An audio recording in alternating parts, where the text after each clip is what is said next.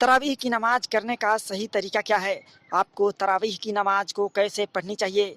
तरावीह के नमाज में बहुत से लोग बहुत सी गलतियां करते हैं जिसकी वजह से वे गुनाहगार बन जाते हैं।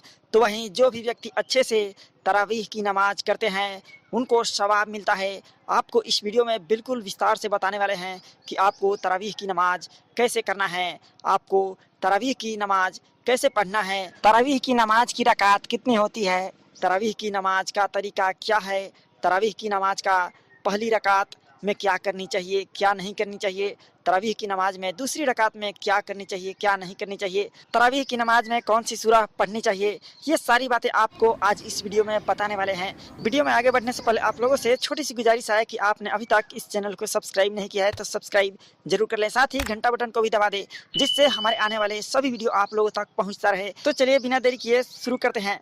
तरावीह की नमाज मर्द और औरत दोनों पर ही सुन्नत ए मुअक्किदा है। इसे छोड़ने वाले व्यक्ति को गुनाहगार माना जाता है। साथ ही साथ आपको बता दे जो भी इसे अदा करता है वे सवाब के काबिल होता है। मर्दों के लिए तरावीह की नमाज मस्जिदों में जमात के साथ ही पढ़ना अच्छा माना जाता है, लेकिन ख्वातीनों के लिए तरावीह की नमाज घर में ही पढ़नी चाहिए और यह अफजल है। तरावीह की नमाज अदा करने की फजीलत भी बेशुमार होता है जिसे कई हदीसों में बयां किया गया है। अल्लाह हम सभी को तरावीह के नमाज पढ़ने की तौफीक अता फरमाए। जैसा कि आप भी जानते हैं रमजान के महीने में तरावीह की नमाज अदा की जाती है और यह हमारे नबी की सुन्नत है। इस नमाज में मुकम्मल एक कुरान पढ़ी जाती है और कुरान का पढ़ना भी सुन्नत है। इस नमाज को हमारे नबी ने अदा किया और हवाओं ने भी। ऐसे में इस नमाज को अदा करना हर मोमिन के लिए ज़रूरी होता है। अक्सर यह देखा जाता है कि ख़वातीन इस नमाज को नहीं पढ़ती जिनमें ज़्यादातर बालिग ख़वातीन होती है, लेकिन आपको बता दें कि जिस पर नमाज फ़र्ज है उस पर तरावीह की नमाज पढ़ना सुन्नत है।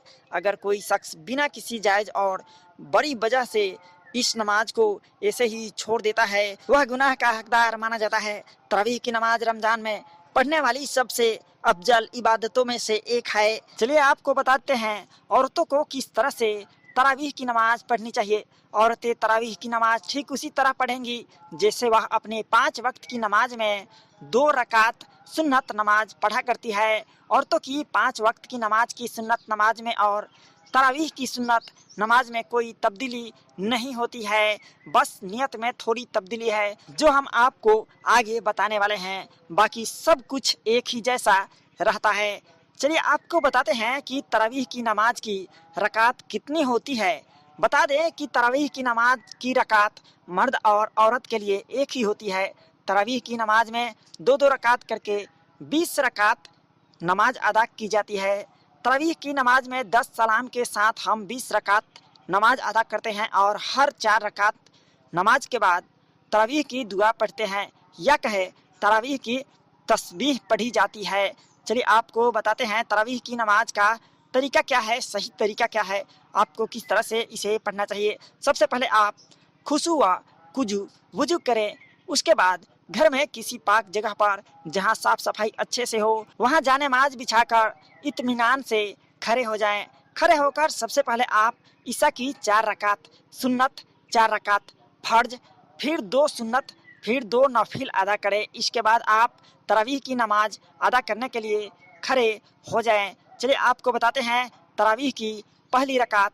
खड़े होकर आप नियत करें, उसके बाद सना पढ़े सुभान कला हुमा व भी हमबिद का व तबारक कसम का व ताला जदू का वाला इलाहा ग्रेक। सना पढ़ने के बाद आप सूरह फातिमा पढ़े, फिर कोई एक सूरह पढ़े जो आपको याद हो। उसके बाद अल्लाहु अकबर कहते हुए रकू में जाएं।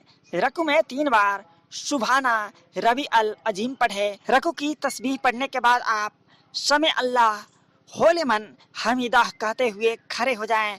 उसके बाद बिना कुछ पढ़े अल्लाहु अकबर कहते हुए सीधे सजदा में जाएं। सजदा 2 बार करें और दोनों ही मर्तबा सजदे में 3 बार सुभाना नबी अल अल्लाह पढ़े। दूसरा सजदा करने के बाद आप अल्लाहु अकबर कहते हुए दूसरी रकात के लिए खड़े हो जाएं। चलिए अब आपको तरावीह की दूसरी रकात बताते हैं। दूसरी रकात में आपको सना नहीं पढ़ना है, आप सीधे अलहम्दु शरीफ पढ़े, उसके बाद कोई एक सूरत पढ़ लें, फिर अल्लाहु अकबर कहते हुए रकू में जाएं। रकू की तस्बीह करें, फिर समी अल्लाह होलेमान हमीदा कहते हुए खड़े हो जाएं। खड़े होने के बाद अल्लाह अकबर करते हुए सजदे में जाएं। सजदा आप 2 बार करेंगी और सजदे में सजदे की तस्बीह भी पढ़ें। जब दूसरा सजदा कर लें तो उसके बाद तशहुद में बैठ जाएं और तशहुद में एक बार अतहियात, दरूद इब्राहिम और दुआए मासूरा पढ़कर सलाम फेर लें। यहाँ आपकी तरावीह की 2 रकात नमाज मुकम्मल होती है। ऐसे ही आपको 20 रकात नमाज अदा करनी है और हर 4 रकात नमाज के बाद तरावीह की दुआ पढ़नी है। चलिए अब आपको बताते हैं तरावीह की नियत। नियत इरादे का दूसरा नाम है। जब आप नमाज के लिए खड़ी हो और उस वक्त अगर आपके जहन में तरावीह की नमाज और उसकी रकातों की मालूमात जहन में होगी तो आपकी नियत हो जाएगी, लेकिन मुंह में तरावीह की नियत करना मुस्तहब है, इसलिए आप एक बार मुंह से नियत बोल दे। आपको किस तरह से बोलना है चलिए बताते हैं। नियत करती हूँ मैं 2 रकात नमाज तरावीह की सुन्नत वास्ते अल्लाह ताला के मुंह मेरा काबा शरीफ की तरफ, अल्लाह अकबर। आपको चलिए अब बता देते हैं तरावीह की नमाज का वक्त। ईशा की नमाज के बाद तरावीह की नमाज का वक्त शुरू हो जाता है और असर के वक्त तक रहता है। मर्दों के लिए तो ईशा की नमाज अदा करने के तुरंत बाद ही मस्जिद में तरावीह की जमात खड़ी हो जाती है। वहीं ख्वातीनों के लिए भी यही नियम है। ख्वातीन भी ईशा की नमाज अदा करने के बाद से लेकर फजर के अजान से पहले तक नमाज को अदा कर सकती है।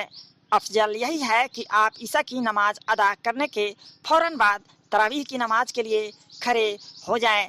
चलिए आपको बताते हैं तरावीह की नमाज में आपको कौन सी सूरा पढ़नी चाहिए। तरावीह की नमाज में कुरान मजीद पूरी मुकम्मल की जाती है, लेकिन ख्वातीन लोग घर पर नमाज अदा करती हैं और हर किसी को पूरी कुरान ज़बानी याद नहीं होती है। ऐसे में तरावीह की नमाज अदा करने के लिए आप कुरान मजीद की कोई भी सूरह पढ़ सकती हैं। ज़्यादातर लोग अलम तारा कैफा से लेकर सूरह नास तक सूरह तरावीह की नमाज में पढ़ते हैं। इसकी बड़ी वजह यह है कि यह कुरान मजीद की छोटी सूरतें हैं और अलम तारा से लेकर नास तक यह कुल 10 सूरतें हो जाती है और हर रकात में एक सूरह पढ़ लेते हैं।